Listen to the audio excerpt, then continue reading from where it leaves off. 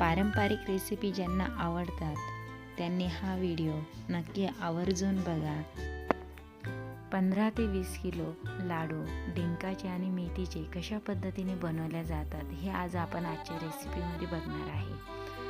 आपण भरपूर वेळेस तुपात भाजणी करून लाडू बनवतात, पण हे लाडू अगदी गहू, डाळ, मेथी भाजून तेलामध्ये कसे बनवायचे ही रेसिपी आज आपण बघणार आहोत.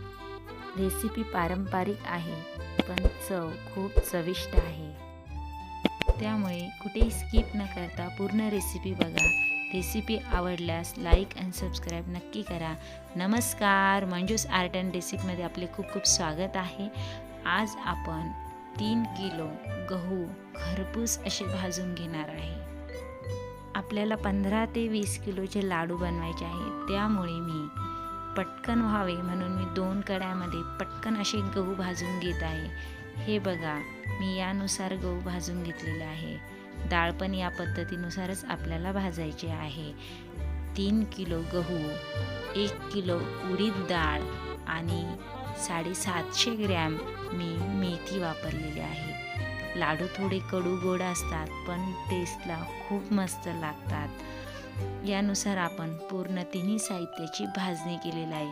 आता आपण ही भाजणी केलेले वेगवेगळे आपण पीठ तयार करून घेणार आहे. मेथी वेगळी, गहू वेगळं आणि उडीद डाळ हे तिन्ही साहित्याचं आपण पीठ तयार करून घेणार आहे. आपली भाजणी तर खरपूस झालेली आहे. आता आपण ड्रायफ्रूट्स बघूया. मी अर्धा किलो बदाम घेतलेला आहे, अर्धा किलो काजू, अर्धा किलो डिंक व 200 ग्रॅम मी गोडंबी घेतलेली आहे. पारंपरिक गोष्टीमध्ये भरपूर वेळेस कच्च्या गोष्टीमध्ये पौष्टिकपणा जास्त असतो, त्यानुसारच ते पदार्थ बनवले जाते. त्यानुसारच आज आपण काजू डायरेक्टली खलबत्त्यामध्ये थोडेसे बारीक करून घेणार आहे.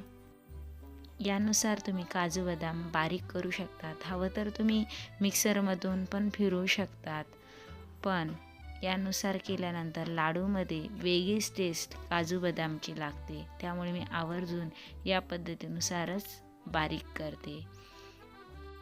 आता आपण जे गहू भाजलेले होते त्याचं मी पीठ दळून घेतलेलं आहे. आता मी गव्हाचं पीठ सुरुवातीला चाळून घेत आहे. यानुसार मी गव्हाचं पूर्ण पीठ चाळून घेतलेलं आहे. आता आपण जे मेथीचं पीठ दळून घेतलेलं आहे ते पण घेणार आहे.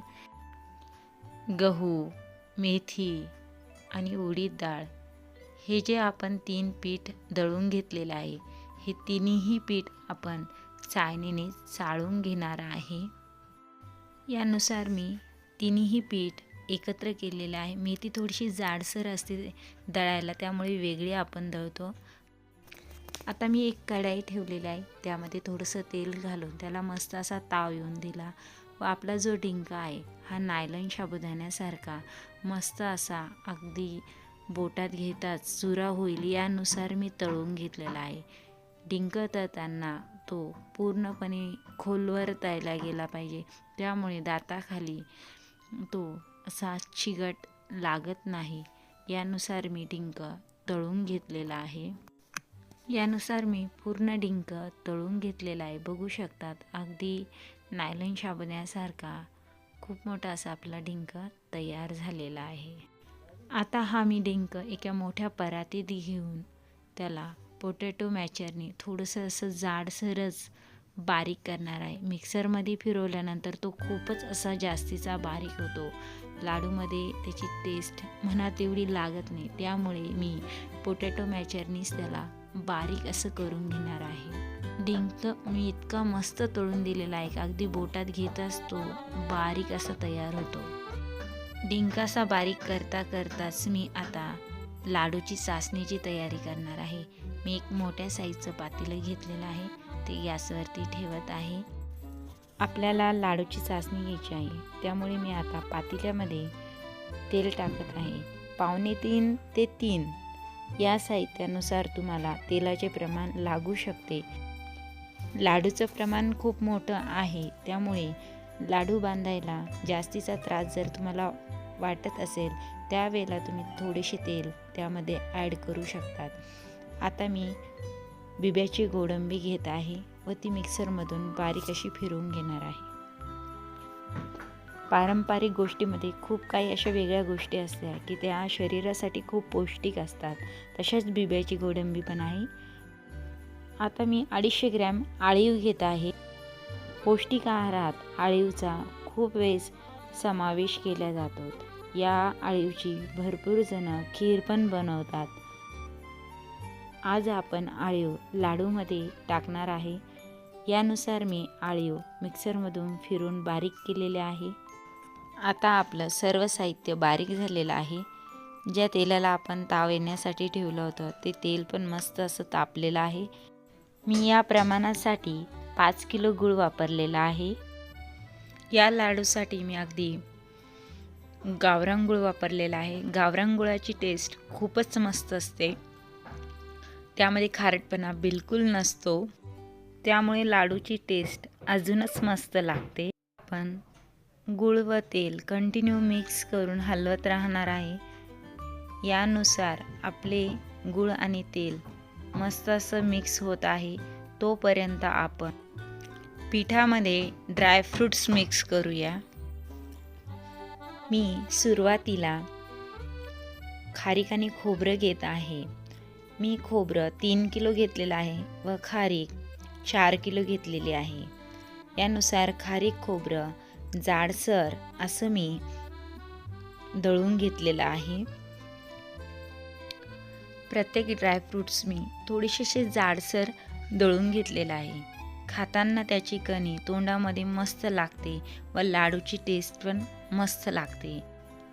तरी पण मी अजून मस्त त्याची टेस्ट लागण्यासाठी त्या खोबऱ्यामधले अर्धा किलो खोबरे बाजूला किसून घेतलेले होते. ते पण या लाडूमध्ये मी मिक्स करणार आहे. यामध्ये आपण आता बदाम टाकून घेऊया बारीक केलेले. त्यानंतर काजू घेऊया.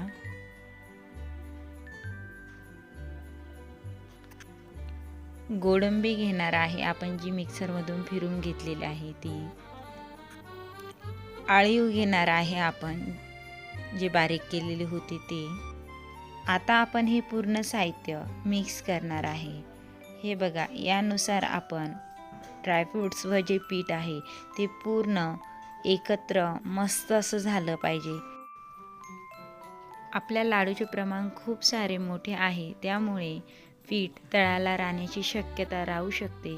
त्यामुळे मी पूर्ण पीठ असं एकत्र करून घेत आहे. ड्रायफ्रूट्स व पीठ मी मस्त असं एकत्र केलेलं आहे. आता आपण त्यामध्ये डिंक मिक्स करणार आहे. डिंकामध्ये थोडासा ओलावा राहतो, त्यामुळे मी ड्रायफ्रूट्स अगोदर मस्त असे मिक्स करून घेतलेले आहे. आता मी त्यामध्ये डिंक पण मस्त असा मिक्स करून घेत आहे. साहित्य तर सर्व मिक्स मस्त झालेलं आहे. आता आपण चासणी आलेली आहे गुळाची, बघूया. हे बघा, गुळाला पण मस्त असा तरंग येत आहे. तोपर्यंत आपण पिठामध्ये डिंक मिक्स करून घेऊया. पिठाचे प्रमाण खूप सारे एका टोपल्यामध्ये होत आहे, त्यामुळे मी 2 मोठ्या साईजचे टोपले घेऊन ही चासणी परफेक्ट अर्धी अर्धी करून पुन्हा एकत्र करून घेणार आहे. आता आपण 2 टोपल्यात पूर्ण साहित्य काढून घेतलेलं आहे. हे बघा, गुळाची चासणी पण आलेली आहे. बघा किती मस्त असा तरंग आपल्या गुळाला आलेला आहे. यानुसार गुळाला तरंग आला की समजायचं आपली चासणी परफेक्ट झालेली आहे. आता मी चासणी दोन्ही टोपल्यात थोडी थोडी करून काढून घेत आहे. दोन्ही टोपल्यामध्ये थोडी थोडी चासणी केल्यानंतर पुन्हा मी एकाच टोपल्यामध्ये हे पूर्ण साहित्य मिक्स करून घेणार आहे. लाडूचे प्रमाण खूप सारे मोठे आहे, त्यामुळे मी ताईला मदतीला थोडंसं बोलवलेलं आहे.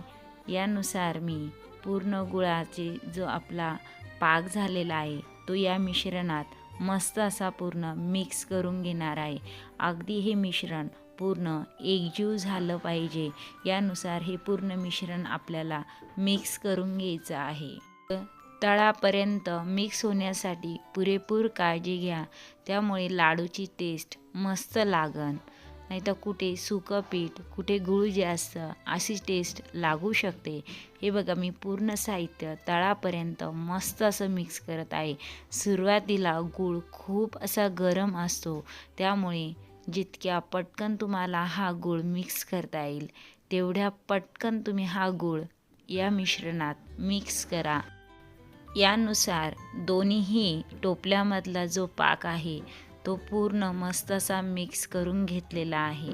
तर जे आपण प्रमाण पूर्ण घेतलेले होते ते एकत्र परफेक्ट व्हावे म्हणून आपण हे पूर्ण मिश्रण पुन्हा एकत्र करून मस्त असं मिक्स करून याचे लाडू बांधायला सुरुवात करणार आहे.